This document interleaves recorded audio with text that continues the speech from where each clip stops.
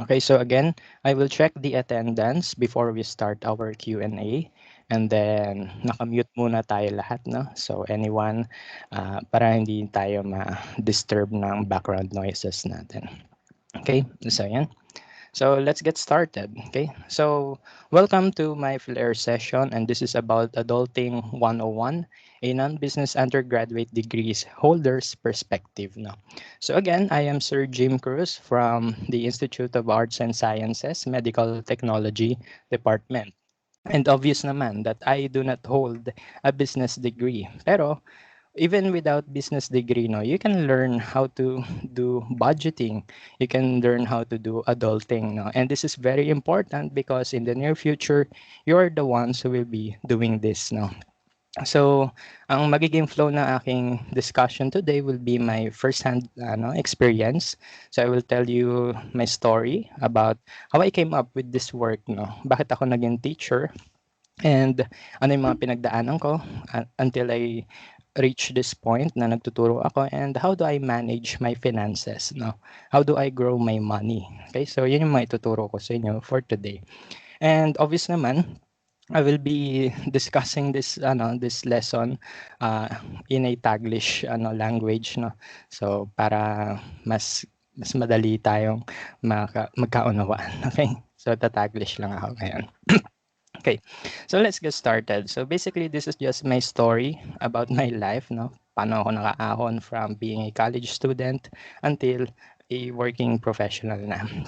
Okay, so before we start with my college life, no, pakilala muna ako ulit. So I'm Sir Jim Cruz. My educational background is this one, no? Yung college lang yung didiscuss ko muna. So I am a BS Chemistry student. I started studying BS Chemistry last 2014 until 2018, no? So when I entered college, saan ako pumasok sa PUP, no? So I entered college noong 2014. I was just 16 years old that time. And then by the time I graduated, I was 20 years old now. And wala kaming senior high school that serves as buffer between high school life and college life. So wala kaming buffer. Hindi namin alam kung ano gagawin namin sa college. And like you, familiar na kayo sa ano yung sistema sa college, no? So, dun nag-start yung idea ko to ask myself, paano ako mag-a-adulting, no? So, bago ako mag-start ng college, dun pa lang, no, when I was 16 years old, I asked myself, ano yung buhay ko after several years from now, okay? So, yung thought na yon, yung question ko sa sarili ko kung ano yung magiging itsura ko kapag graduate na ako. So, ito yun, dito nag-start yun. So this picture was taken last 2014. We were at UP Diliman that time. So we attended a physics Olympiad, no, conducted by UP Circle of Engineering Students or UP CREST, no. So sila nag-conduct sila ng Physics Olympiad. So kami, tamang join lang kasi high school, no. Alam niyo naman pag high school, we are so competitive that any contest gusto niyo salihan, 'di ba? So kami rin ginawa namin 'yan. And then after the Olympiad, no. So we were walking around UP Diliman and I have the chance to talk to some org officers there, no. Yung officer ng UP Crest. I asked them this question. Ano po ba yung buhay ng college and how is it different sa aming high school? Kasi pag-graduate na po kami, no? So I asked them yung question na yun. Ano po yung i-expect namin sa college, no? Would it be hard? Would it be okay, no? And ano kaya yung pwede mo pa-expect sa'yo in the future, no? Is college the key to success in the future? Mga ganun yung tinanong ko kasi, you know, mga UP people yun. So, lahat na ng mga feel ko itanong sa kanila, tinanong ko na, no? Okay, so one of them told me na yung college, masaya yan. Okay? So, college is full of life, no? Masaya. Although there are some downsides, no? May time na iiyak ka. And that happened to me, no? So, may time na iiyak ka. Pero mostly, it is a happy experience, no? And that will define your future. Yun yung sabi niya sa akin. Your college life will define who you are in the future. So, nung pauwi na kami from our Olympiad, no? So, after the session, no?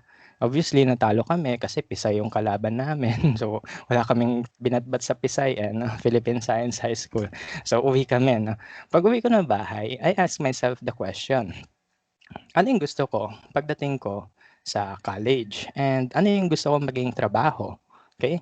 So, 16 years old, kailangan tinatanong niyo na sarili niyo, ano ba talaga gusto ko sa buhay? Okay. So, I ask myself that question, okay? And then I came up with a list of degree programs that I want to take. Okay? So nilista ko yung mga degree program na gusto ko i-take. So una dyan is yung BS Information Technology. Okay? Bakit BS Information Technology nilagay ko? Kasi isa ako dati sa mga pinanlalaban sa IT contest sa amin. No? So hardware yan, software yan. So may alam ako doon. So feeling ko, asset ko yon if I take BS IT. Okay, so nilagay ko siya sa listahan. Next one would be meteorology. Okay. Sino yung aking idol sa meteorology? Walang iba kundi si Mang Tani, no. So during those times kasi ang daming bagyo na dumadating, si Ondoy, tas si Melenyo. During my early childhood, ganun yung mga experience ko, no. And every now and then, pag may balita, ano si Mang Tani? So sabi ko, I want to be that person, Mang Tani. Gusto mo maging meteorologist kasi hindi ka na nga lang nakakatulong sa kapwa, no? Naisasabi mo pa yung mga sciences, no? Parang expert ka ng field mo tapos nakakatulong ka pa sa kapwa. So parang gusto ko rin maging ganun, no? I see Mang Tani as para siyang isang divine figure sa akin, no? Kasi ang galing yan, di ba? So alam niya yung mga terms like Fujiwara effect, no? Tapos using calculus, malalaman mo yung trajectory ng bagyo. So fascinated ako doon. Kaya gusto ko maging meteorologist. Tapos bukod sa meteorology, nilagay ko rin yung physics, no? Kasi inline sa physics yung meteorology. So nilagay ko BS Physics. I want to be a physicist in the future. Tapos ano pa yung nilagay ko? Chemistry. Bakit? Kasi chemistry was my favorite subject when I was in high school. And then nilagay ko biology. Kasi favorite ko rin 'yon. Then dun sa list ko na 'yon, may nadagdag pang isa. Ang dami kong gusto i-take eh. Bachelor of Music, no? So Bachelor of Music kasi since then, no, natuto talaga ako tumugtog ng instrument on my own. So I learned how to read music, no? And I learned how to play music from scratch. So feeling ko okay sa akin mag-Bachelor of Music. Then nag-ano ako, nilagay ko rin sa listahan ko yung journalism, Bachelor of Arts in Journalism. Bakit? Kasi journalist ako nung high school eh. Okay, so nag-enjoy ako doon kasi ang dami naming awards na nakukuha at that time. So sa feeling ko, competitive enough ako, no, to join the pool of journalists sa Philippines. Okay. So I have 7 options. Pero one by one, before ako graduate ng college, may mga na-eliminate na ako. Una doon yung music. Kasi nung tinignan ko yung requirements, no, yung repertoire para ikaw ay ma-accept sa music, hindi ko siya kaya tugtugin. So tinanggap ko na lang. I know how to play music. I love how to play music. Pero I don't see my future in it. Kasi I can't even play the basic repertoire. No? Hindi ko ma-play yung music ni Chopin, ni Bach. No? Basic lang yung kaya ko. So sabi ko, course off ko na to. Okay, so natanggal na yung Bachelor of Music. So 6 na lang, 'di ba? Ay, 5 na lang pala. Okay. So sumunod is yung meteorology. So upon looking sa internet, I learned that meteorology is not a college undergraduate program. It is actually a master's degree program. So you have to take physics first before you go for meteorology. So cancel na yung meteorology sa akin. So ano yung natira? Yung IT, chemistry, biology, physics, no? So yun na lang natira, pati journalism. So later on, may mga na-realize ako sa buhay ko. Sabi ko, yung biology, parang I don't like this na lang. Okay, why? Kasi I have a bad memory sa biology, no? So to be honest with you, I was one of the excelling students before sa biology class ko. However, because of favoritism ng teacher, I was not given the credit, no? Di ako yung nag best in bio, so parang dinibdib ko yun, no? So kinancel ko na yung biology. Sabi ko, ayoko maulit to ulit sa akin. Okay, so ang tira na lang sa akin is IT, chemistry, physics, and journalism. Kasi sa journalism naman, ang isang reason bakit ko siya kinancel out din is ano, kasi sumali kami ng last contest, no. So last contest namin sa Journ, and we failed, no, to even get a rank, no, sa winners. So feeling ko yun yung mark sa akin para you are not this good enough, no, to join the journalist sa Philippines. So medyo dinown ko sarili ko nun kasi I spent a lot of time for that contest, then we failed, no. So kinonos off ko na yung journalism. So I was left with three options, no. So I was left with physics, chemistry, and then ano yung isa? IT. Okay. So yun yung naging yun yung naging last three options ko. And then yun na.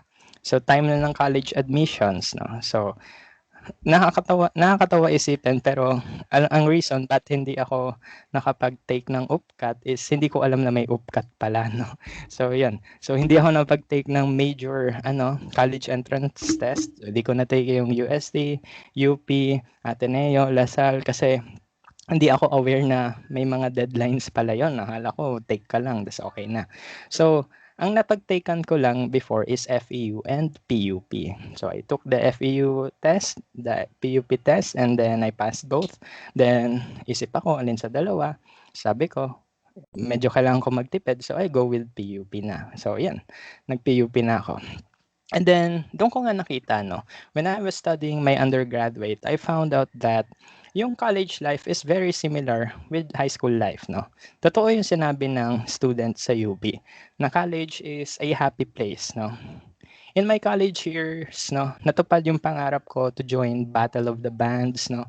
So I played instruments with people in front of many people. So medyo fulfilled yung aking dream na yon.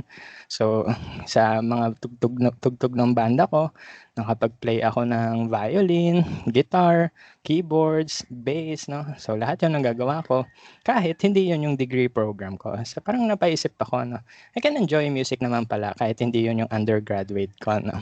So medyo fulfilled ako sa part na 'yon. And other than fulfilling your dreams to play in front of people, natupad din yung pangarap ko to be an org officer, no. So yes, pinangarap ko talaga maging officer kasi parang I love the idea of managing events, no. Parang ikaw yung behind the curtain, ikaw yung maglalagay ng kung ano i-flash sa screen, kayo mag-a-assign ng logistics and stuff, no. So yan, natupad din yun during my college life, no. So to sum up, yung college life ko is very happy one, no. Although there are downturns, no, especially kapag may exam pa nga na feeling ko babagsak ako, no. So umiyak talaga ako nun during the test, no. So that happened to me, pero overall college is a happy place for me, okay? And then nung tumatagal na ako sa BS Chem, darating yung time na kailangan ko na mag-thesis. Okay, so ito, thesis time ko na. So, nag-contemplate uli ako sa buhay ko. So, nag-contemplate ako sa buhay ko kasi thesis na ako. I'm just few steps away from my graduation, and then later on, after that, unemployed na ako. Saan ako pupulutin after graduation ko? Okay, so matagal-tagal tong thesis na to. This took me around 2 months to accomplish, no? Yung 2 months na yon, every day in the week, no? From morning to evening, tuloy-tuloy na work yon.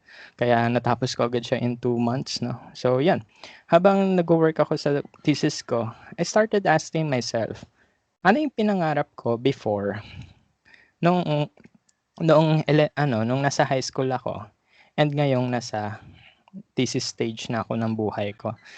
Parang sinabi ko, okay, so okay, nag-ano ka na, BS Chem ka na, andiyan ka na. So, what's next? Parang yun yung question ko sa sarili ko. Saan ka ngayon pupulutan? Ano yung magiging trabaho mo? So, yun yung question ko sa sarili ko, no? So, during my thesis time, I actually listed options for me na pagpipilian ko kung saan ako mag-work, no? So, as a chemist kasi, we have several options, no? You can either work in the industry, in the testing laboratories. You can work in government for researches. or even private company, pwede ka mag-research doon. You can work in the allied field sa medicines, no? So, pwede ka mag-work with pharmacist, no? So, pwede ka tumulong sa kanila. Even sa medical technology laboratories, sometimes we are needed there, mga chemist. So, pwede rin kami mag-work doon. Then, academe. Okay? So, I was left with three options: industry, research, academe. Sabi ko, parang nakita ko uli yung sarili ko nung high school ako, namimili ako kung anong gagawin ko sa buhay ko. Okay?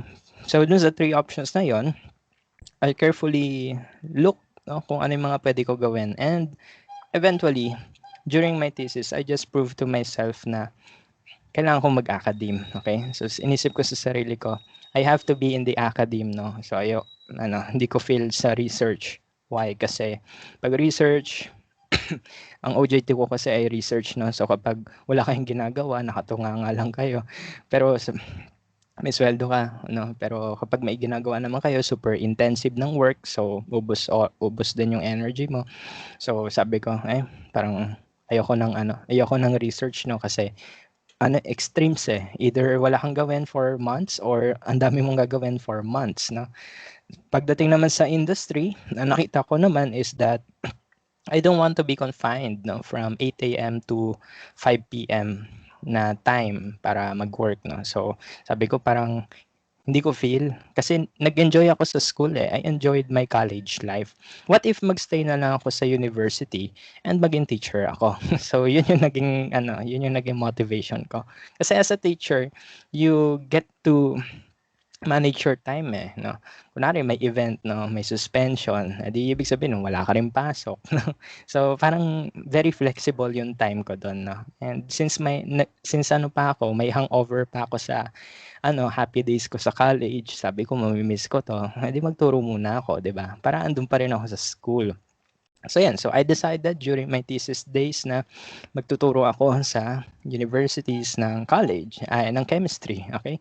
So yan, yun naging motivation ko until eventually I got my diploma, no? So I graduated May 2018. Okay, so I graduated with honor, and I was awarded with Academic Excellence Award, no, by the Department of Science and Technology. Okay, kasi bilang bilang DOST scholar, you will get an Academic Excellence Award kapag you graduate with laude, no? So fulfilled yung mga pangarap ko during those times, no.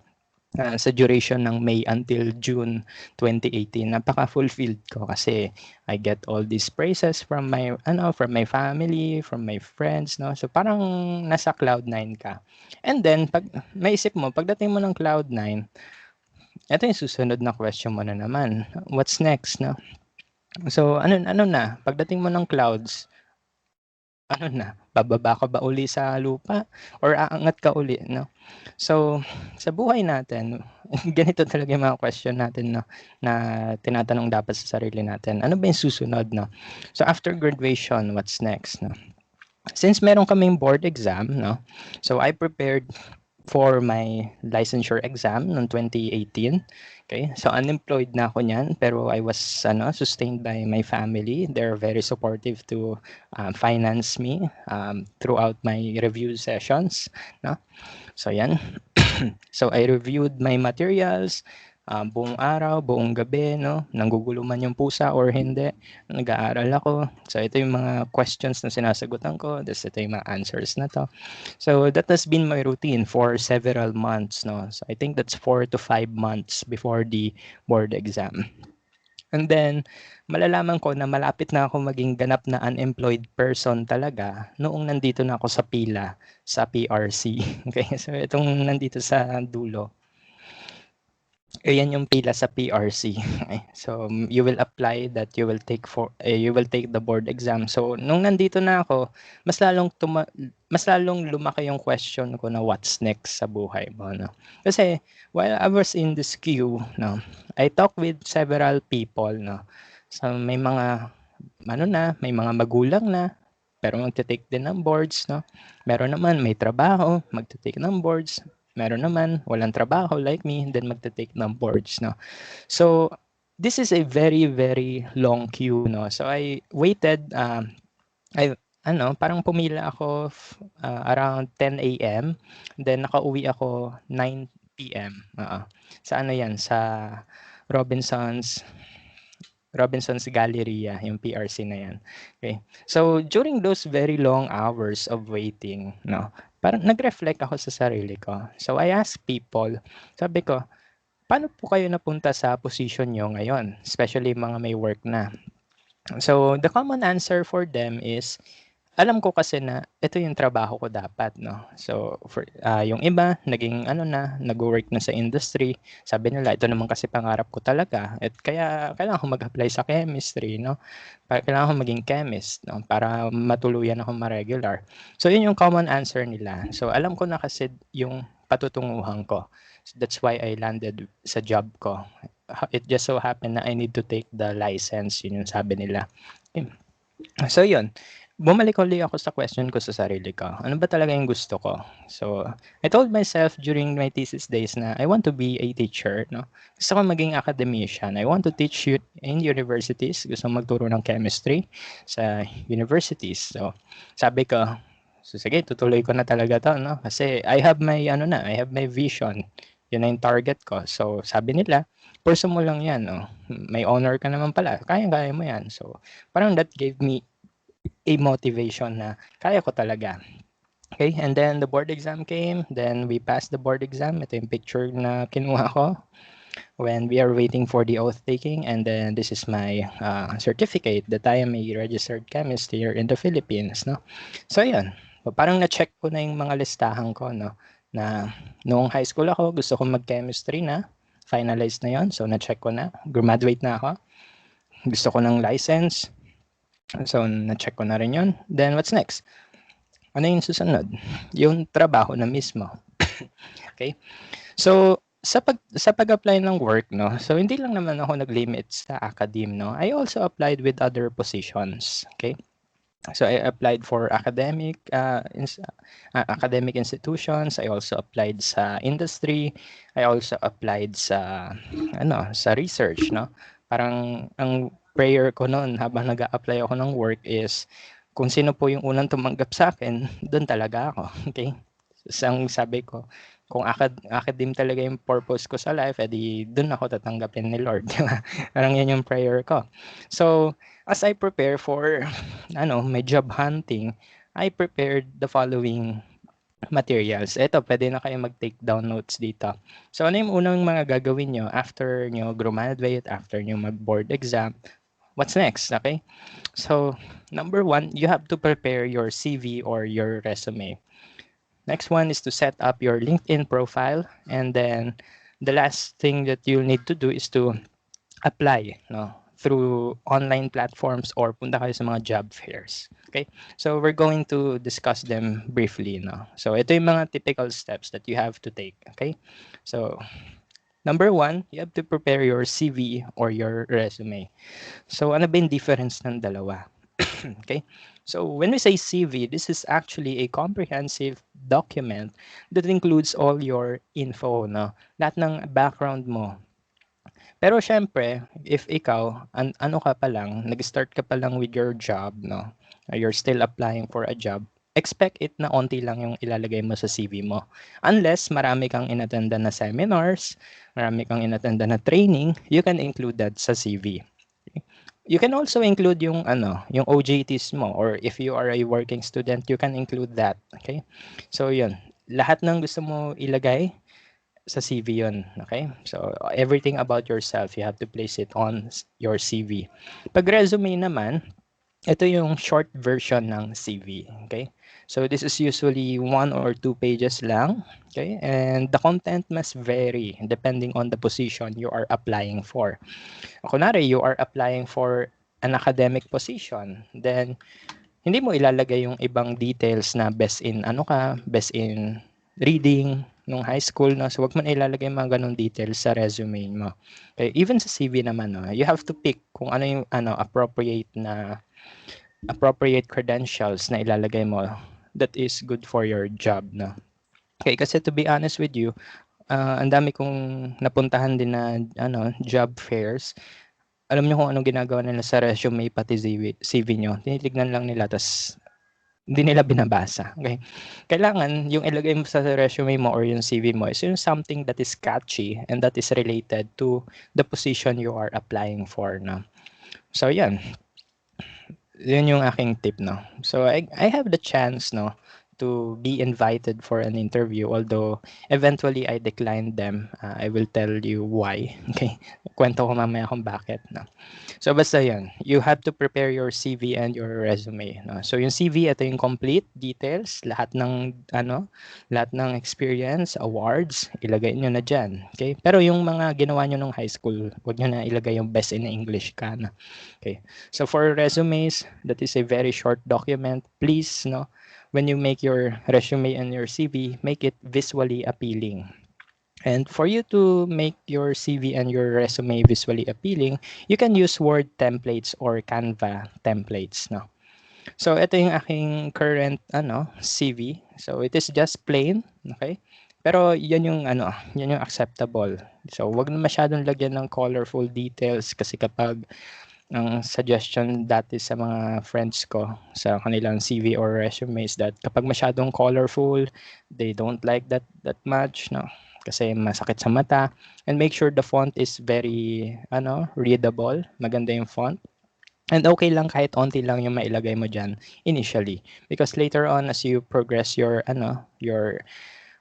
experience sa buhay, habang dumadami na yung work mo, madadagdagan at madadagdagan yan. Okay? So this is how my CV looks like. Ito yung very updated copy ko ng CV. No? And then, ito, ginawa ko to sa MS Word. No? So hanapin nyo na lang kung ano yung template na ginamit ko doon. Also, pwede ka gumamit ng Canva. Okay, so ito, isa pang tip na sasabihin ko sa inyo. You can use your FEU mail to have access sa Canva. Okay, itong design ng PowerPoint ko na 'to, galing yan sa Canva, okay. So you can use your FEU mail, then apply for Canva education account. May kini-click lang do'n and then you will be given free access 'no, sa Canva. Okay, so try niyo 'yon. Okay, so pag nagawa niyo na 'yon, you use your FEU mail sa Canva and then you verified your email, then okay ka na. You can choose several professional looking documents here, CV or resume that you can use no when applying for jobs no. At hindi lang jobs ha.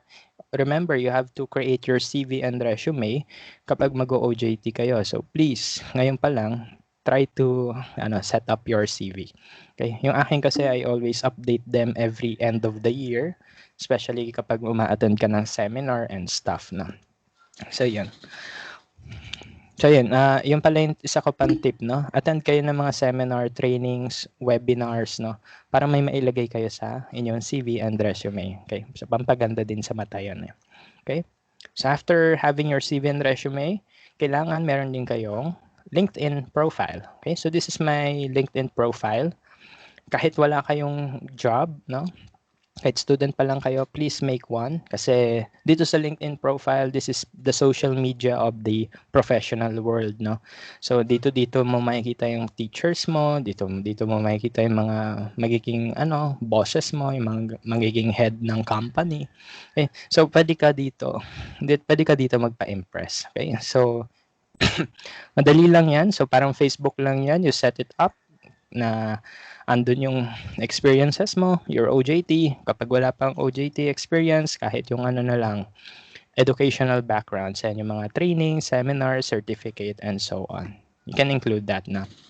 Because ang first na ginagawa kasi ng HR when you are applying for a job is to check your social media. Okay?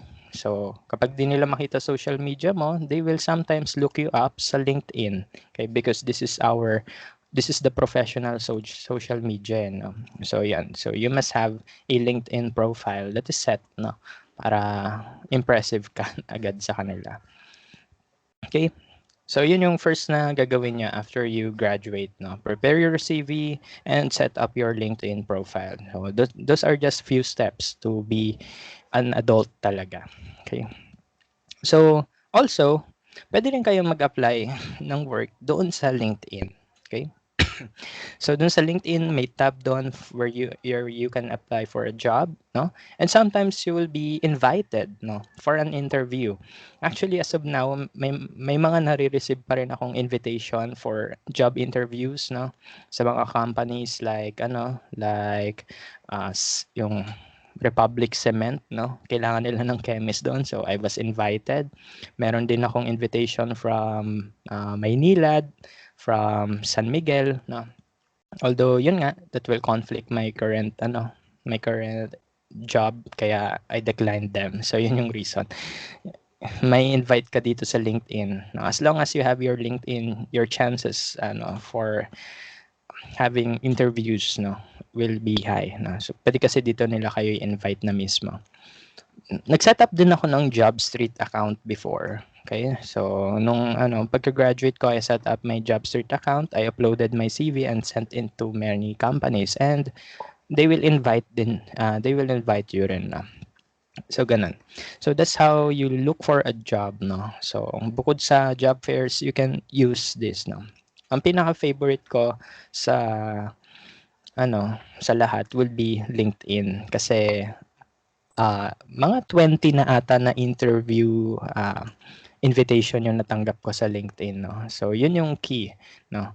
Para kayo ma-invite for interview, create your LinkedIn account, okay? Kahit wala pang laman yon, minsan pwede ka nila i-invite for interview, okay? So, yan. That will be one of the tips, no? Para maging ganap na adult ka.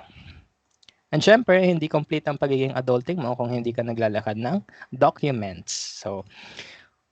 So these are the usual stuff that you have to prepare as you transition from an employed person to an adult. No? So you must have your PhilHealth number, SSS number, Pag-ibig number, and then later on, your tax identification number or your TIN. Okay, so madali lang kunin to. So hindi siya mahirap. So to be honest with you, itong PhilHealth, SSS, Pag-ibig, kaya mo yang gawin lahat in one sitting because you can use their online platforms to register.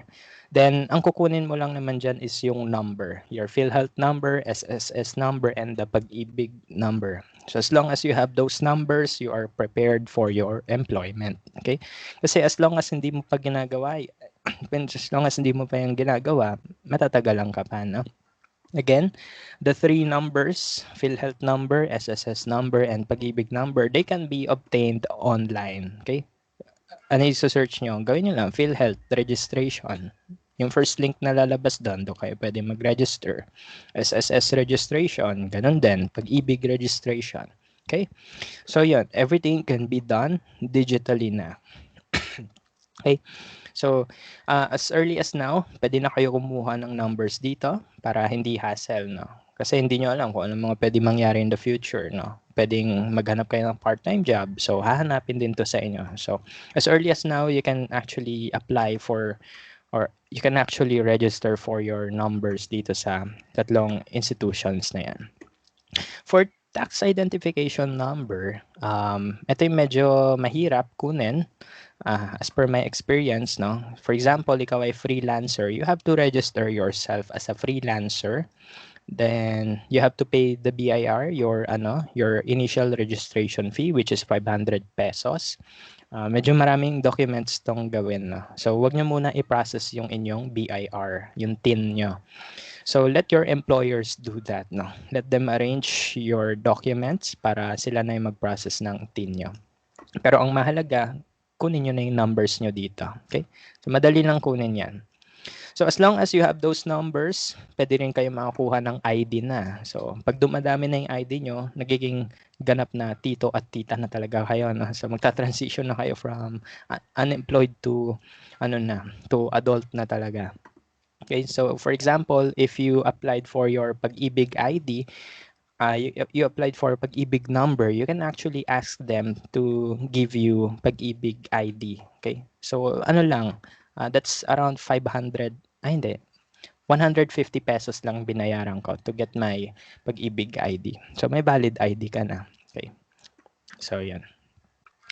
So, yan yung mga preparation mo for your adulting. Again, So, ano uli mga kailangan mo gawin 'pag ikaw maghahanap na ng work?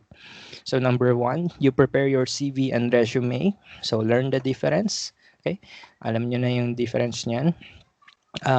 Yung CV, ito ay pinapasa for academic institution. For industries, you need resume. No? For research industries pala, CV rin yung pinapasa. Okay? So, academe, research, CV ang kailangan. Pero for typical companies out there, you can just submit your resume as is. No? Then you set up your LinkedIn profile so that your reach will be increased. No? So, lalaki yung sphere mo so that you will eventually get invitations for interview. Then you can also apply there for your job positions na sa ganun. Okay, so that will be your first steps, no? Pag kayo ay mag-adulting. So lahat ng yan, ginawa ko yan when I was 20 years old, no? Noong 2018, 20 years old lang ako. So, imagine nyo, if hindi to nakwento sa inyo, some of you may be clueless pa, no? Ano kaya gagawin ko pag mag-a-apply na ako ng work, no? Imagine nyo na lang case namin, since wala kami senior high school, we are untrained to do this stuff, no? I just learned all of this by reading online. And ito yung reason why I'm sharing this to you para alam nyo na rin gagawin nyo in the future, no? So, hindi nyo alam kasi baka mamaya kailanganin nyo ng work, no? Or in the future, kahit kailangan nyo talaga ng work, no? So, you have to be knowledgeable with all this adulting stuff, no? So, kaya ko naman to nung 20 ako. So, that means kayang-kaya nyo yung gawin ngayon, no? Especially that everything can be done online na. Okay? So, yun. So, I landed sa job ko. Okay? So, naging teacher na ako. So, I started teaching at the Polytechnic University of the Philippines. Ito yung reason bakit hindi ko na tinanggap yung ibang interview kasi 'di ba? Ano yung sabi ko kanina? Sabi ko sa prayer ko kung sino po yung mag-offer sa akin ng position, doon ako mag-work. So ibig sabihin doon talaga ako. 'Di ba ang wish ko academe. So anong nangyari sa PUP, they offered position for teaching, 'di ba? So, 'yun na talaga sabi ko parang doon talaga ako gusto ni Lord ilagay, no. So 'yun. So I started teaching at PUP last 2018 then, the same year na graduate ako, and then I took my boards, then I got my license, done. Nagturo na ako sa Senior High School Department and sa College of Science.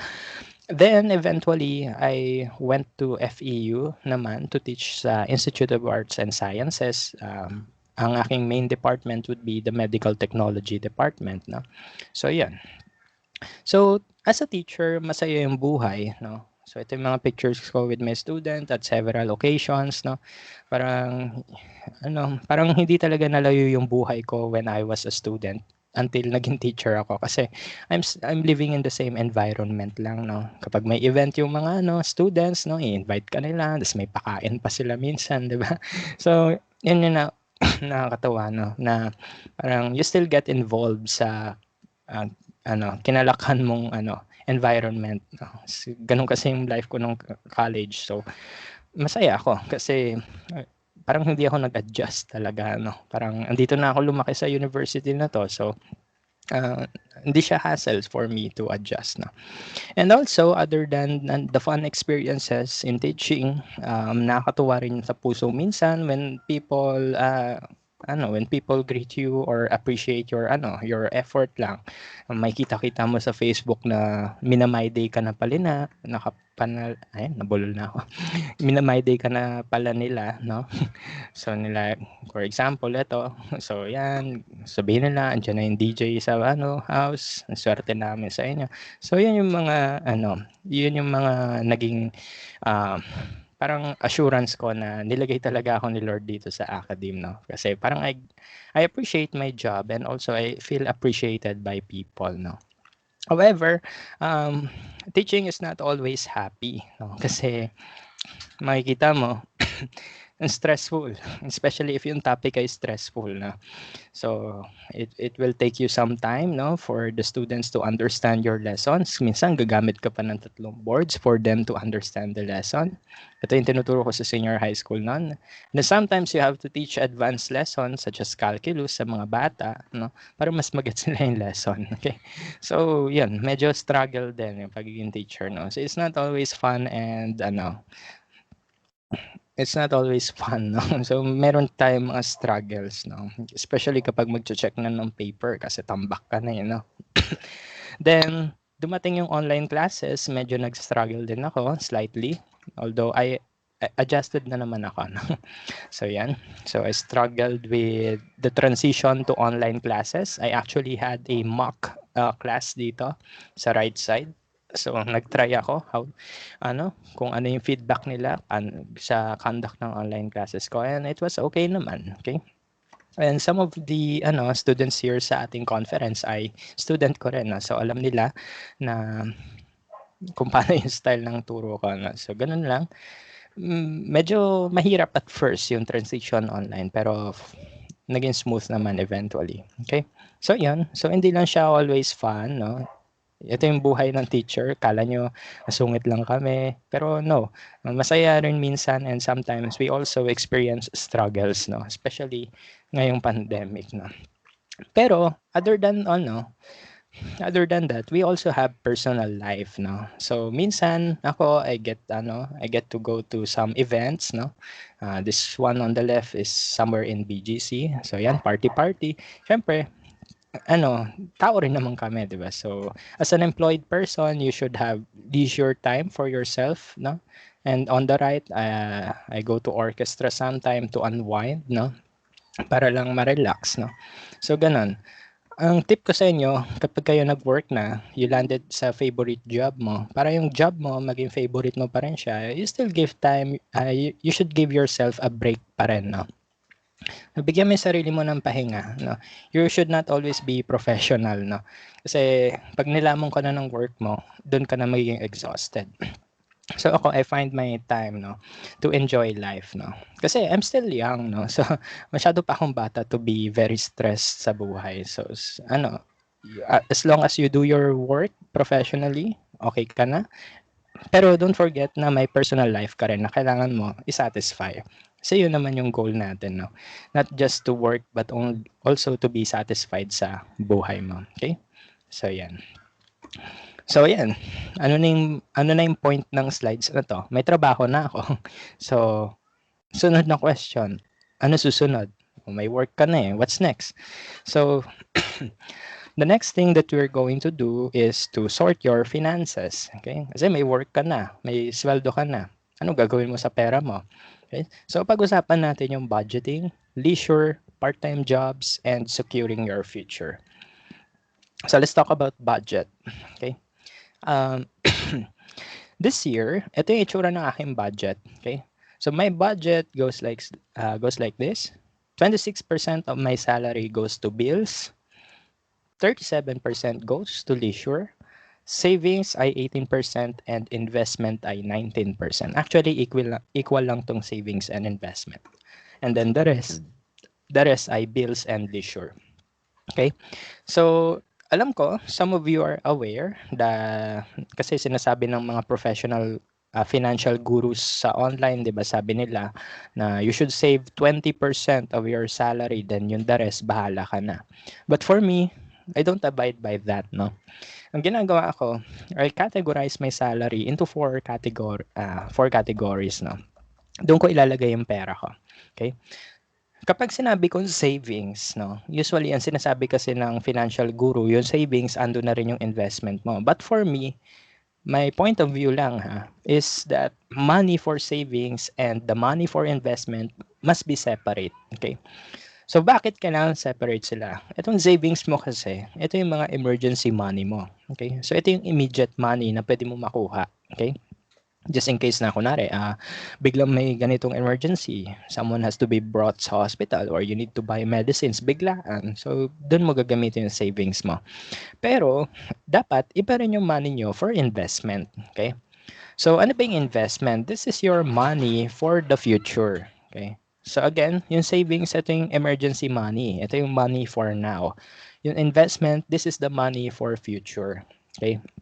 Ang iniisip kasi ng ibang tao, yung savings mo, yun na rin yung para sa future mo. But for me, no. You have to you have to create a boundary between them, okay? And medyo lakihan mo yung portion mo for your savings and investment. Okay? The bigger your investment will be, the more successful you are the more successful you will be in the future. Okay? So, pag kayo sumasweldo na in the future, categorize your bills your money into four categories. Hati-hatiin niyo siya into four. Bills, usually one-fourth yan ng aking sweldo. And then, ang laki ng leisure, no? Yes. Bakit? Kasi bilang isang bata pa, 23 years old lang ako. So, I want to enjoy my life, no? So that's why I allot lot of money for the leisure, no? 37% ng income ko napupunta sa leisure. So when I say leisure, pwedeng ito yung Shopee, pwedeng ito yung Grab Food, pwede ito yung pan-travel mo, pangpunta sa friends mo, or kung ikaw may pag-date, yan, diyan mo kunin yan.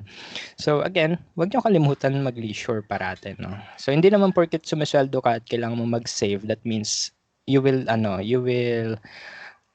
you will deprive yourself of leisure, no? So wag niyo i-deprive sarili niyo kasi the more you deprive yourself from leisure, the more sadder your life will be, no? Mas malulungkot ka sa buhay pag pinipigilan mo yung sarili mo gumawa ng leisure. Okay. So spend wisely pa rin, no? Okay? So, hindi lahat ng nilagay ko sa leisure ay kailangan ubusin. Okay? So, itong 37% na yan, hindi mo kailangan ubusin yan. Okay? So, kunwari, naubos mo lang for leisure, 5K for this month. O yung natira, ilagay mo sa savings or investment. Okay? So, ganun. You should always not use up all your money. Okay? So, kailangan may natatabi pa rin. And for you to be more successful sa pag-budget, mas maganda if you have part-time jobs or engage in other businesses. Okay? So, pwede kang mag-apply for other teaching positions or pwede naman ikaw ay tutorial. Tutor, pwede 'yon. Ako nagtuturo ako sometimes sa ilang students sa UP, no? So ini-invite nila ako dun sa mga students na 'yon. Although I do it for free mostly, no, kasi PUP ako, alam ko na education must be free. Pero if these people insist na, oh, ito sir yung namin, parang token namin, thank you, no. So ganun. That's how you get other sources of money, no. Yun yung mga pwede mo ilagay sa savings mo or investment mo. So you maximize your knowledge or your skills to do part-time jobs or businesses, no. So ganun. And then punta tayo sa investing kasi that's yun yung pinaka-focus ko. Pag nag-adulting na kayo, kailangan pumapasok sa isip nyo yung investing. Okay? So, in this slides, no, in the following slide, I will teach you what are the options to grow your money, how much would your investment should be at the beginning, and when will you get your profit. Okay? So, let's talk about some types of investment. Okay? So, maraming uri ng investment. Although, ang aking di-discuss ay onti lang, ha? Ang daming uri yan. Pero, what I'm familiar with most is itong tatlo. Stock market, businesses, and mutual funds. Okay? So, itong tatlo to na-try ko na to actually. Okay? So, yan. So, let's talk about stock market first. So what is a stock market? At ito naging laman to ng balita recently. You know the tweets of Elon Musk actually manipulated the stock market, no, in favor of the in favor of this company and the Dogecoin, no. So yun yung mga ginagawa sa stock market. So ano ba yung kwento ng stock market? In stock market, what happens here is that a company will sell portions of itself, no, into investors, no. So kunwari you own one of these companies, no. So kung ang gagawin mo sa stock market is ibebenta mo yung portion ng company mo to investors, no? So yung investor, pwede sila yung mga milyonaryo, pwede rin naman normal people, even students, pwede rin sila maging shareholders ng company. So gagawin nila is that they will sell portions of their company so that they will harvest money, and that money that they get from the stock market, they will use it, no, to improve their services. And then kapag gumanda yung services nila, ibig sabihin lalago yung money mo sa kanila. So yan, pag lumago yung money mo sa kanila, that means profit for everyone. Your company will get the profit and you as a shareholder will get the profit, no? Ito, ginawa ko to noong ECQ, no? Kasi I have some portion of money, hindi ko siya masyadong ginalaw. So, trinay ko gamitin sa stocks, no? Kasi, ang hirap ng money nung ECQ. So, feeling ko, stock will help me, no? To increase my money. So, what I did is, naglagay lang ako ng small amount sa stock account ko. So, ginawa ko, I bought, certain number of shares sa Jollibee, which is worth 3,000 pesos. Okay? So, actually, diversified yon sa Jollibee, Robinsons, yon. So, sa dalawang yon, bumili ako ng shares ng company na yon. So that means I own portion of that company. So nung naglagay ako ng pera sa kanila, they use the money, no, to improve their services, no. And then yun, lumago yung market. So tumaas yung value ng stocks ko. So anong nangyari noon is that yung 3,000 ko after few days, kunwari, Monday ngayon, doon ako naglagay ng 3,000 sa stocks. Pagdating ng Wednesday, ang pera ko from 3,000 naging 4,000 pesos na. So I earned 1,000 peso more. So ganun yung nangyayari sa stock market. Kapag lumalago yung company, the your money, your investment also grows, no? So yun yung ganap dyan. However, ang problem ko lang is medyo volatile yan. Okay? So pag-usapan natin yung pros and cons nito. So, pinull out ko rin yun eventually. Kwento ko mamaya kung bakit. Okay. So, ang pros for the stock market is that you get to go own the portion of a company. So, ibig sabihin yan, if you own big shares sa company, pwede ka pa maging CEO. Okay? So, pag malaki yung portion mo dun sa company, pwedeng mapunta ka pa sa higher positions ng company na yon, no? For example, you own 30% of GMA, no? Pwede ka maging CEO ng GMA kasi you basically own the company, no, by big percentage kasi. Okay. Pero kapag ikaw ay small investor lang, edi portion lang makukuha mo. Then, you can get higher returns in minimal time. Imagine nyo yung 3,000 ko, naging 4,000 yon in just 2 days, no? So, I invested it in Monday, tapos by Wednesday, naging na siya, 4K. Okay? And then it is easy to trade, no, through several brokers online. The one I use is the Call Financial, although other brokers available are PhilStocks and BPI Trade, no. And you can start trading for as low as 1,000 peso. Okay? So if you want to apply for a Call Financial, by the way, I'm not related to them. Okay? So ito lang kasing ginagamit ko yung Call Financial. So ganito yung magiging itsura nun if you're going to invest. So this is the main screen. So maglalagay ka ng money sa account mo dito, and then in this portion on the right, you can buy and sell portions of the company. So pwede ka mag-buy. So that means you will own a share of the company. And isa-sell mo yon kapag feeling mo bababa yung market, or feeling mo na-reach mo na yung gusto mong money, no? Kunwari, yung 500,000 mo, naging 1 million na, pwede mo na i-sell yung, sell yung assets mo. Okay? Kapag nakuha mo na yung maximum profit mo. Okay? Or pwede mo naman i-wait until tumaas lalo yung value ng money mo. Okay? And ito yung itsura ng, yung typical stocks stuff, no? Kung makikita nyo to online, ito yung tawag namin dito ay candlestick. We use this to predict whether the market is good or not, no? So if the market is low, doon ka bibili. Kunwari, bagsak ekonomiya ngayon, doon ka bumili ng stocks, no? Kasi mura lang yung stocks ng company. Then kapag umokay yung ekonomiya, that means the company is gaining more value. That means your investments sa company na yon ay tumataas din yung value, no? Pero again, you have to monitor it, no? So punta na tayo sa cons kasi nilagay ko siya do'n, okay? Ang isa sa mga con ng stock market is that it is very volatile, especially in political situations or even tweets from persons no such as Elon Musk no, so pwede nila magalaw yung market no, so maraming factors that could affect the stock market, volatile yan. So for example, sa political situation, noong si Donald Trump ay natalo, then si Biden ay nanalo, medyo umokey yung stock market, no? Naging positive yung outlook ng market. So tumaas yung value um, ng company. So that means you earn money, no, dun sa event na yun. One example would be Brexit, no? So yung Brexit sa European Union, when they separated from the EU, bumaba yung market slightly. Okay? Kasi may mga British investors din na nag-pull off ng kanilang money kasi baka maging subject to tax. So pag pinull off nila yung money, bababa yung market value. So as a result, pwede ka malugi. Okay? So, yan. So that's very volatile. And the time na nag-start ako with stocks is medyo volatile kasi ECQ no.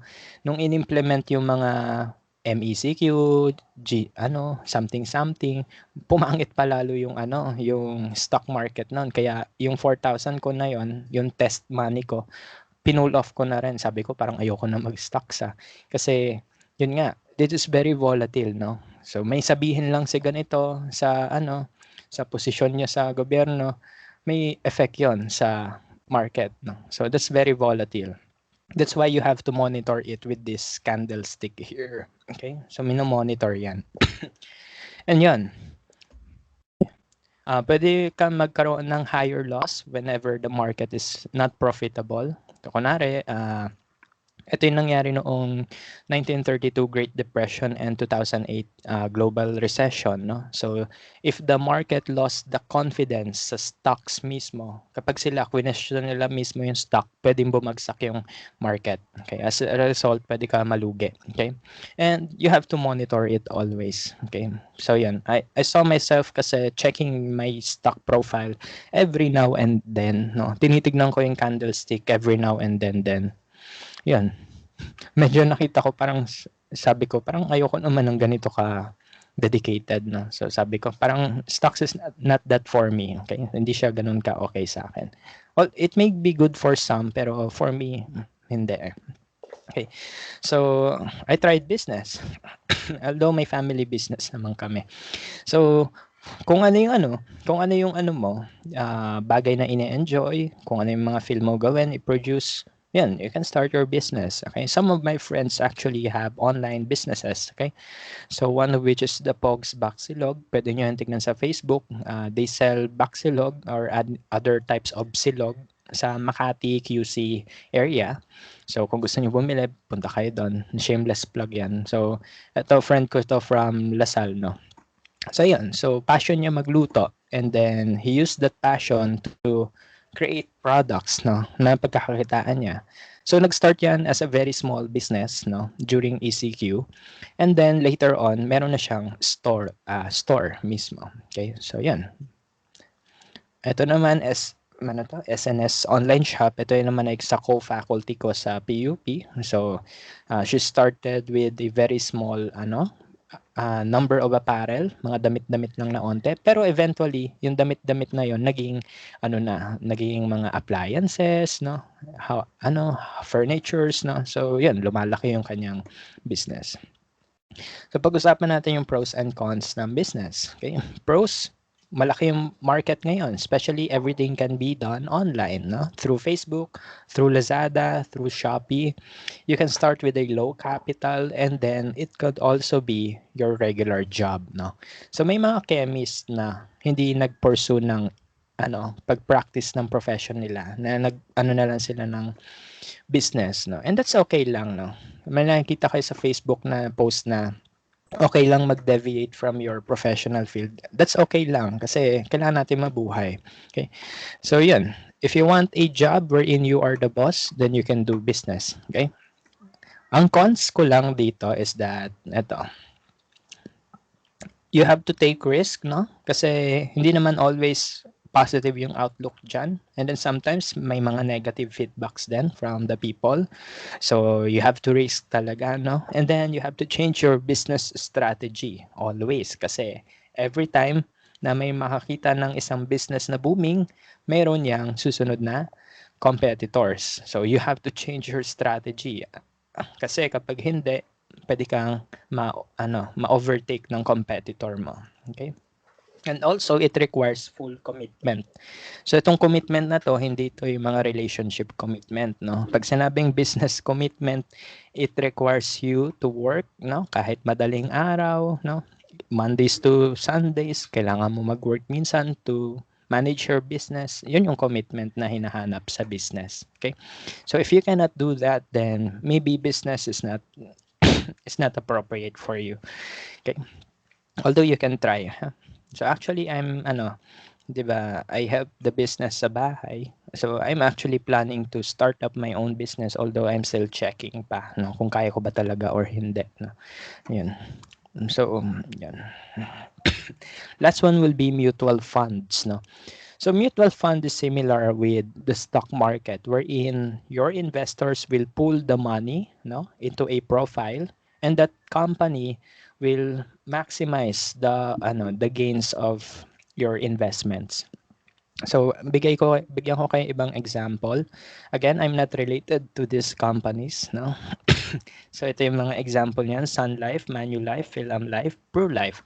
Actually, ito yung nakita ko na okay sa akin, yung mutual funds, no? I actually have profiles sa Sun Life and sa Pru Life UK, no? Wherein I invest my money to this company. I will let them uh, I will let them do whatever they think has to be done with the money so that they will get gains no from it. And as a result, ako tutubo din no, from my investment. Okay? So, punta tayo sa pros and cons. Okay, ang pros ng mutual fund is that it can serve as your retirement plan. Yun yung dahilan ba't dalawa yung kinuha ko. Okay, kasi I want na kapag ako ay nag-retire, I can get millions out of this excuse me, out of this company. Okay? So, and that's possible kasi may calculation na binibigay sa'yo every year. No? So, yan, that can serve as your retirement plan. No? So, hindi na ako kailangan mag-worry na baka maghirap ako in the future. As long as I pay my premiums, then I'm good.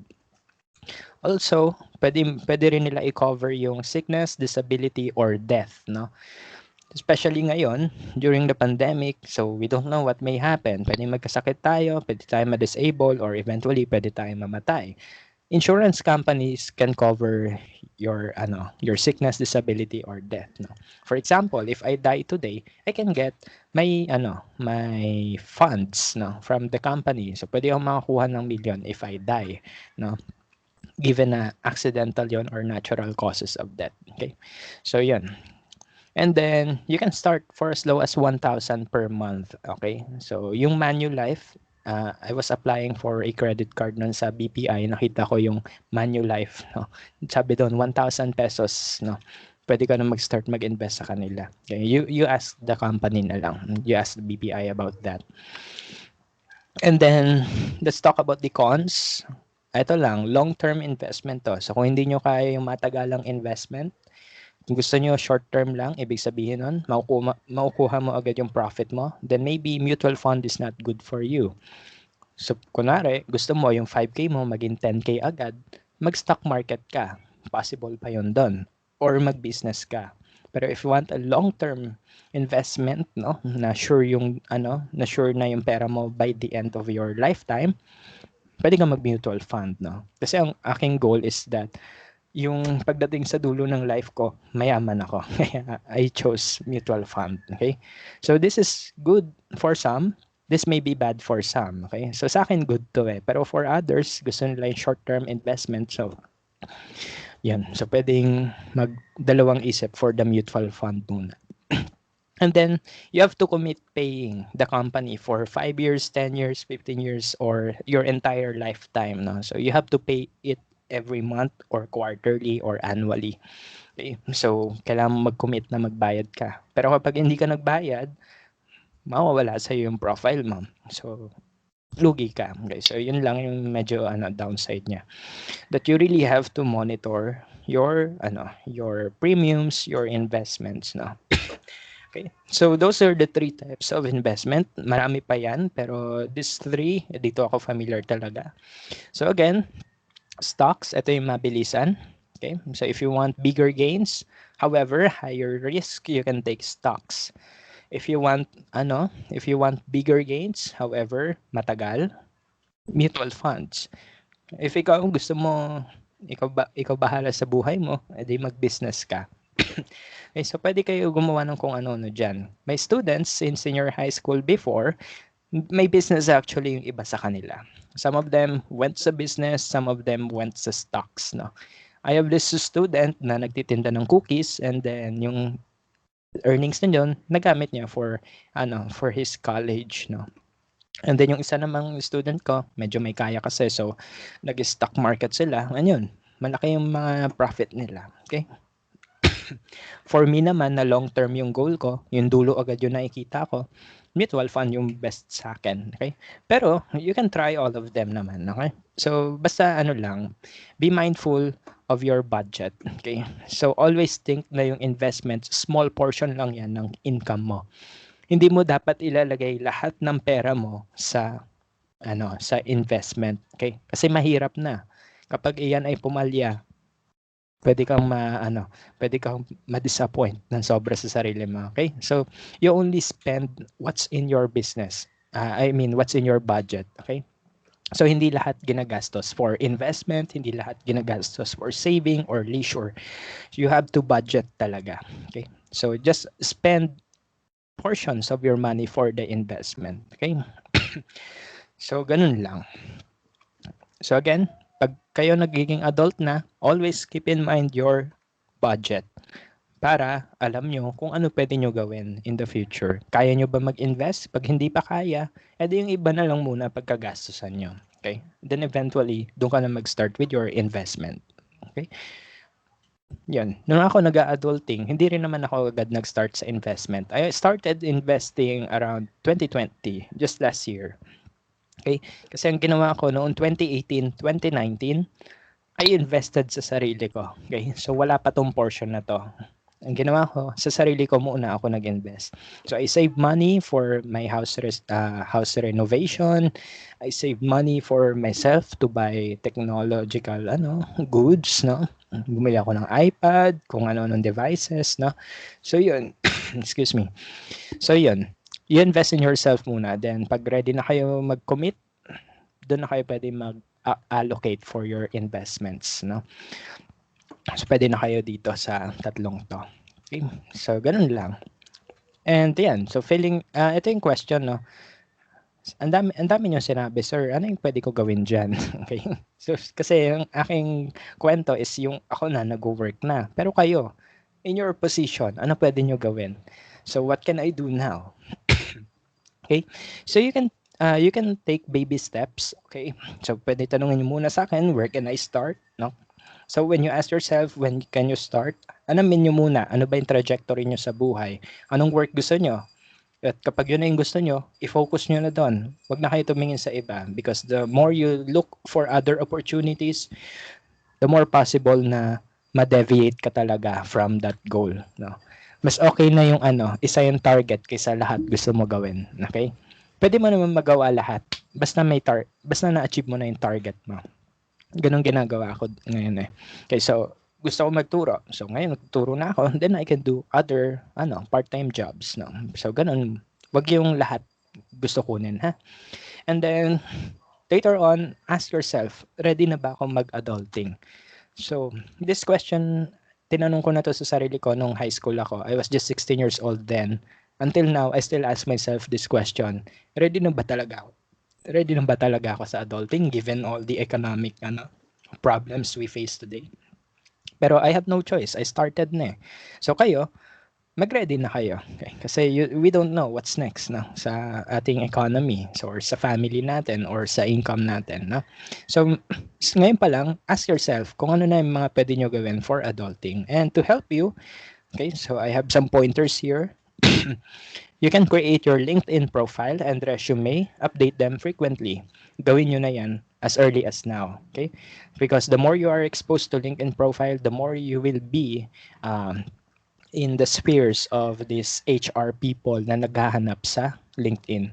Okay? Pag nandun ka na kasi, madali ka na lang hanapin ng HR. Okay? So you create your LinkedIn with your resume, update that frequently. Gawin nyo yung Facebook, okay lang.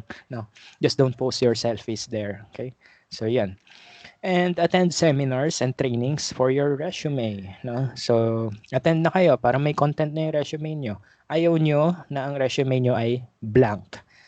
You want your resume to be filled, no, with info na relevant sa work na gusto nyo. So ngayon pa lang, please attend seminars and trainings, no, if you can. So yun, pampaganda kasi yun. Pag blanco yung resume nyo, most likely hindi kayo tatawagan ng HR. And then lastly, prepare your employment documents. Yung mga number na sinabi ko kanina, SSS, Pag-ibig, PhilHealth, gawin nyo na sila ngayon. Okay? Para pagdating ng application nyo, easy na lang. So, hindi na kayo pabalik-balik sa offices. Okay? You can apply those numbers online naman. Okay? If you have spare money, you can start your business and start investing. No? Kung kayo, marami kayong pera, pwede na kayo mag-business or investments. Kung gusto nyo mag-stock, kunwari, confused kayo, parang gusto ko sir yung candlestick na yon. I want to try that. Then you have to prepare the following documents. Okay, so if you want to join the stock market after this session, you prepare your government ID. Sir, pag wala akong government ID, anong pwede ko gawin? Pwede ka mag-apply for PhilPost ID or the postal ID. Okay, that ang cost nun is 500 pesos pero that's valid ID. Okay? So yun yung pinakamadali makuha eh. So you get your valid ID if you have other valid IDs such as licenses, no? A driver's license, that's okay. Then since kayo hindi pa kayo employed and some of you ay minor, you can use your birth certificate as one of the documents that will be needed, no, when applying for an account sa stock market. And your minimum initial funding. For Call Financial, the minimum initial funding is just 1,000 pesos, no. So, yun, you can get started na. No? Just prepare your amount, prepare your documents, apply to them online. You will be arranged for an interview, a very short interview, mga 1 minute lang as in. Then yun, once na okay na yung account mo, you can start trading. Okay? So yan yung mga pwede nyo gawin. And then, kung feel nyo, parang ang dami namang ginagawa niyan, sir. No?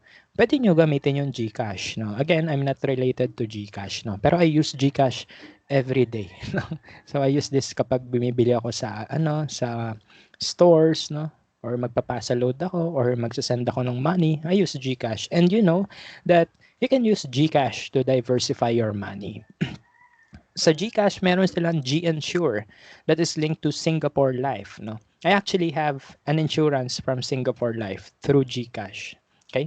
So, pwede ka makakuha ng insurance out of this, no? Sa G-Insure. Actually, ang binabayaran ko doon is yung COVID and yung dengue cover. If you get sick or ikaw magpapatest ka for COVID or dengue, they can cover your fees, no? Si Singapore Life yung bahala sa iyo. Pag na-hospital ka, they can give you 500,000. Basta magbayad ka lang ng premium. Magkano yung premium ko dito? 700 per year. Okay? 700 per year. Imagine nyo na magkano yung cellphone na hawak nyo. 'Di ba? Kung iPad Pro yan, that's 60,000. You can get insurance for just 700 a year, and if something happens to you, they can pay you 500,000. So, kung may pera kayo, kumuha na kayo ng Sing Life, okay, from G-Insure.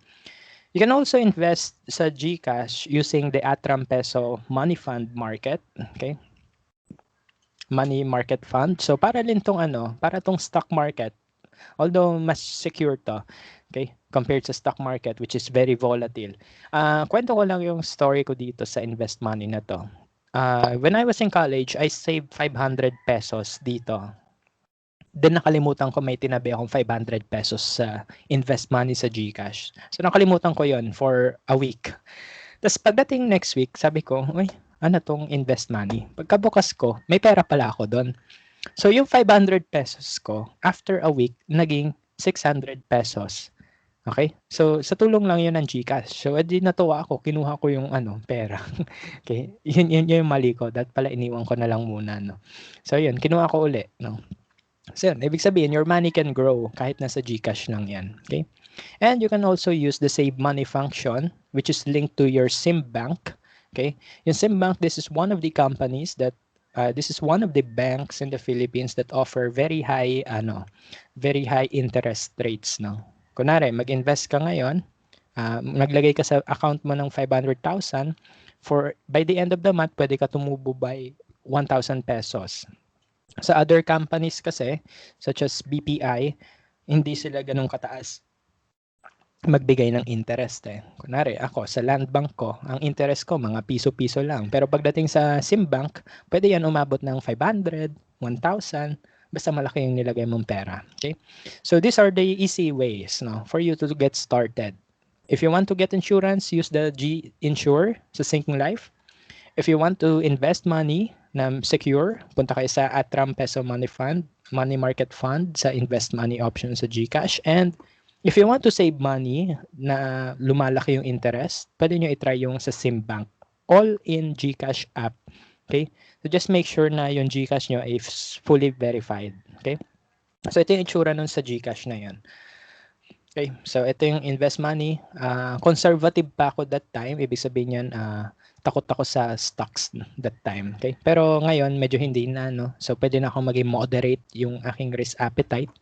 Okay? Tapos ito yung itsura ng Atram Peso Money Fund market. No? So as you can see, the value of the market increases over time. So kunwari, nag-invest ako dito na 106 pesos pa yung value ng pera ko. By the end of the year, naging 112 pesos na siya. So malaking change na 'yon pag-usapang market. Okay? And then ito yung insurance. Okay? So dalawa yung offering nila na product doon. One is the cash for income loss. Ito actually kukunin ko pa lang to, no? So this is just around 1,000 peso per year, no? And you can get covered up to 3 million pesos, no, when something happened to you. And then ito naman, ito yung nabili ko na, yung sa dengue cost with free COVID cover, no? So this is just 700 pesos, yung pinaka premium account na to, 700 lang.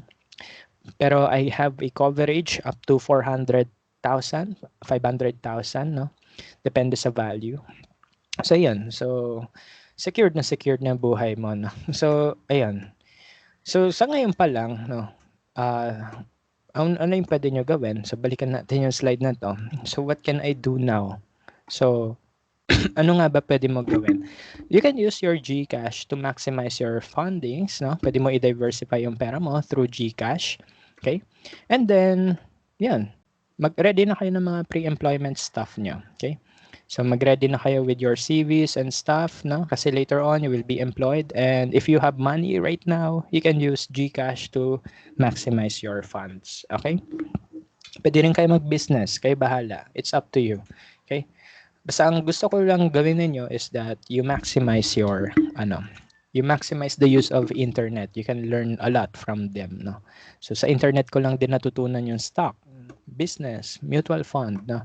So yan, you check on them. No? Ito yung mga tools na kailangan mo kapag kayo ay mag-adulting. Kasi pag hindi nyo alam itong mga to at nag-adulting kayo, mahirapan kayo, to be honest with you.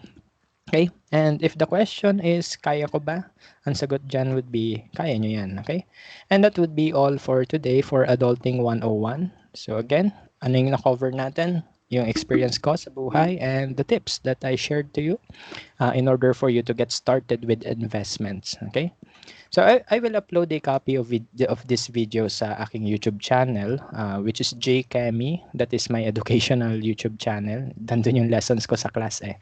Pero i-upload ko rin ito yung copy ng video na to para pwede nyo rin panoorin ulit. Okay? So, dami palang attendees ngayon. So, with that, okay, so medyo overtime tayo. I will open the floor for the questions from the students. Okay? Download ko na yung attendance para ma-forward ko na. Okay. Do we have any questions from the students or we're good na? Ayan, so thank you. Okay, so thank you for the comment, Kevin. Okay, so I think we're good to go na, no? So, teka lang. Let me just download the attendance list. Okay. Na-click mo na ba? Okay. Ito, may question. Sir, right now, is the stock market stable? To be honest with you, hindi masyado siya stable. Although, it will get stable then in the future. Lots of factors can affect that, especially the ongoing conviction of Donald J. Trump sa United States. Okay? Ongoing yung kanyang trial. And yung trial na yon that affects the market, no? Especially sa Philippines, no? Yun. So, medyo unstable pa. So, bukod sa mga sa mga international infos, international events, yung domestic events din, nakaka-apekto siya. No. So, yun. Medyo okay naman, pero not really my thing, pero you can try. Okay. So, yun. Yan. Pero to be honest with you, the condition of the stock market today is better than it was last year. Last year kasi ako nag-try ECQ yun eh. Alam niyo naman yung nangyari ng ECQ, di ba? Ang daming problems. So yun, medyo problematic. Ngayon, okay na siya slightly. Hopefully lang, walang major events na mangyari. Okay? So, okay. Tignan ko pa yung ibang questions. Hello sa mga former students ko. Miss ko na rin kayo. Thoughts about forex. So forex is the stock market sa United States. Medyo mahirap pumasok doon eh. So dito muna kayo sa PSE, the Philippine Stocks Exchange, no. So mas okay kasi dito sa Philippines muna. Kasi pag nasa United States ka na mag-start mag-invest, medyo may document requirements, no. Kailangan mo mag-file ng taxes na. So sa ngayon, dito muna kayo sa PSE, okay? Sir, what are your thoughts about time deposit in bank? No? So time about deposit in bank, it's okay, no? However, medyo mababa kasi yung interest dyan, no? That's why some people use SIM bank kasi 4% yung interest compared to other banks na 2% to 1% lang yung kanilang interest, no? Time deposit is okay, pero if you can invest your money, invest it, no? Especially dun sa mga long-term investments na pwede. Mga market funds, mutual funds, dun. Para mas ma-maximize nyo yung use sa money nyo. Okay? Sir, have you tried crypto? Cryptocurrency, I'm not really confident with cryptocurrencies, no? To be honest with you. Mukhang okay siya kasi, the hype. Pero, again, hype lang yon. Sa usapang pera kasi, you don't want to get into the hype. Ayun yung sumabay lang kayo sa hype. No.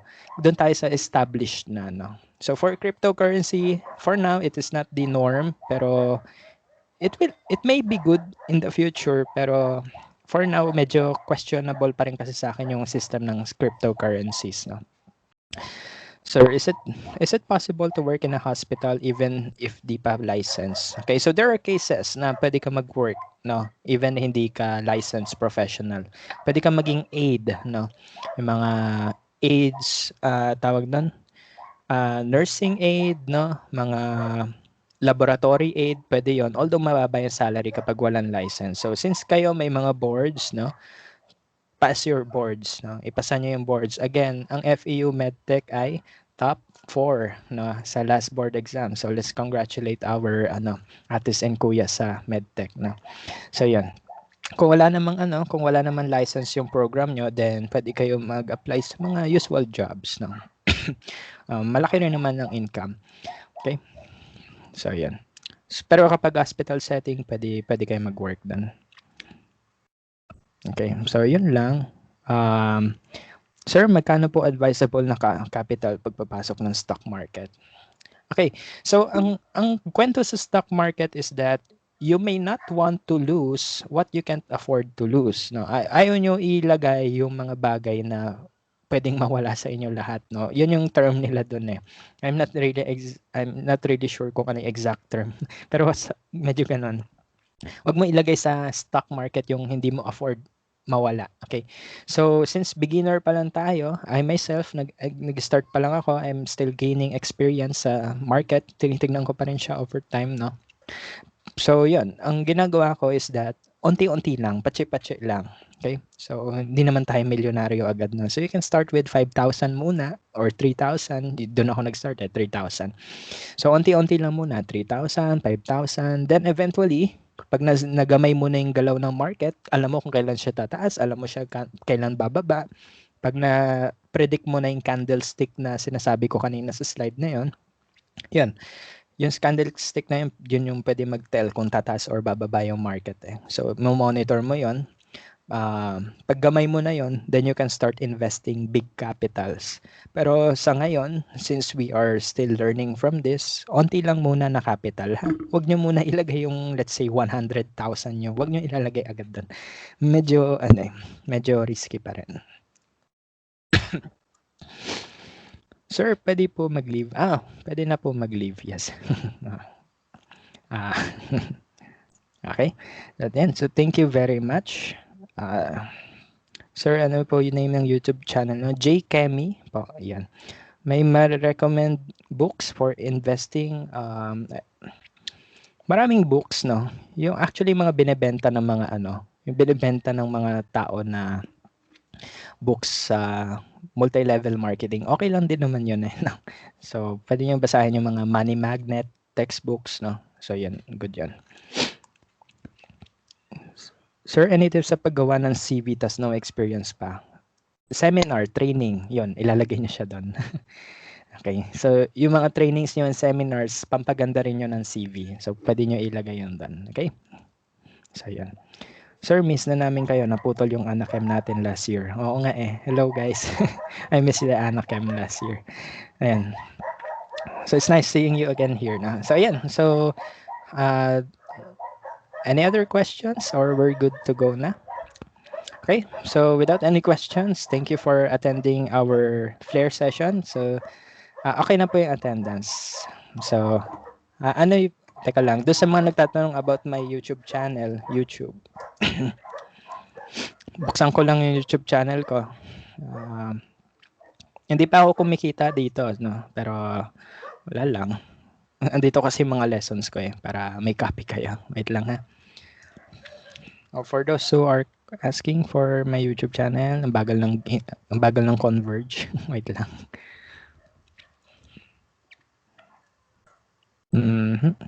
Eto. Bagal talaga ng Converge, guys.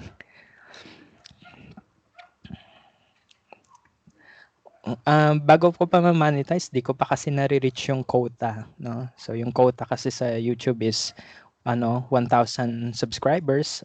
Hindi pa rin ako nagwa 1,000 subscribers and yung yung time, no. So ito yung aking YouTube channel, dito ko na lang ipo-post yung session natin ngayon para pwede niyo balikan uli, no, or pwede niyo i-share sa friends niyo. That's J. Kemi. Okay? So yan. Thank you again for attending this is my first ever Flair session, no? So thank you for the feedback, no? So salamat po. And if you have any questions, you can just message me na lang dito sa MS Teams. Hanapin nyo na lang name ko. J. Kemi. Jim Cruz pala, sorry.